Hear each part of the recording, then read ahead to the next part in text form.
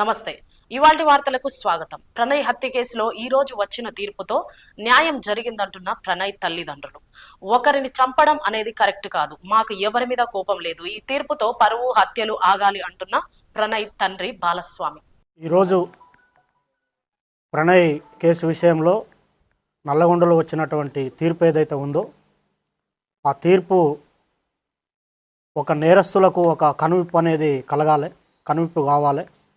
ఎందుకంటే మా బాబు ప్రణయ్ హత్య జరిగినప్పుడు ఇదే చివరి హత్య జరగాలని చెప్పి జస్టిస్ ఫర్ ప్రణయ్ అని చెప్పి చాలా మేము పోరాటం చేశాము.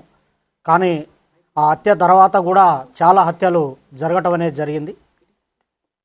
అయితే ఈ హత్య తర్వాత జరిగినటువంటి హత్యలు చేసిన వాళ్ళకి కానివ్వండి, కులాన్ని పట్టుకొని వేలాడే వాళ్లకు, కుల దురంకార హత్యలు చేసే వాళ్లకు, తర్వాత కన్న కూతుర్లను చంపుకునే వాళ్లకు, కన్న కొడుకులను చంపుకునే వాళ్లకు, అవతలి వ్యక్తులను చంపే వాళ్లకు కులం పేరుతోని ఈ యొక్క తీర్పు అనేది కనువిప్పు కావాలని నేను కోరుకుంటున్నాను. వాస్తవంగా ఈ ఇన్సిడెంట్ తర్వాత మీ అందరికీ తెలుసు, చాలా లాస్ అయిపోయాం మేము.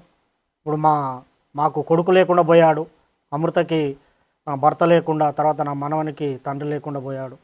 తర్వాత మారుతిరావు ఆయన అమృత ఫాదర్ ఆయన కూడా సూసైడ్ చేసుకున్నాడు.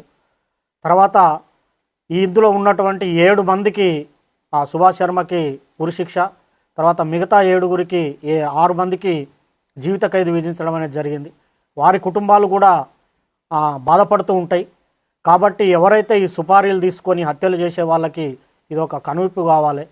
ఏదన్నా ఉంటే మాట్లాడుకోవటం కానివ్వండి, సమస్య పరిష్కారానికి సామరస్యంగా చేసుకోవాలి తప్ప మేనేజ్ చేయొచ్చులే, వాళ్ళకి అంతో ఇంతో డబ్బులు ఇవ్వచ్చులే, మేనేజ్ చేయొచ్చులే అని చెప్పి చంపడం అనేది కరెక్ట్ కాదు. ఈ కేసు విషయంలో మమ్మల్ని కూడా అనేక రకమైనటువంటి ప్రలోభాలు పెట్టినప్పటికి కూడా మేము ఎక్కడ లొంగకుండా న్యాయం జరగాలి, ఈ హత్యతోని మిగతా కుల హత్యలు ఆగిపోవాలని చెప్పి మేము పోరాటం అనేది చేయటం జరిగింది. 6.5 సంవత్సరాలు మేము ఎదురు చూసాము న్యాయం కోసం, మేము సాక్ష్యం చెప్పి. ఇందులో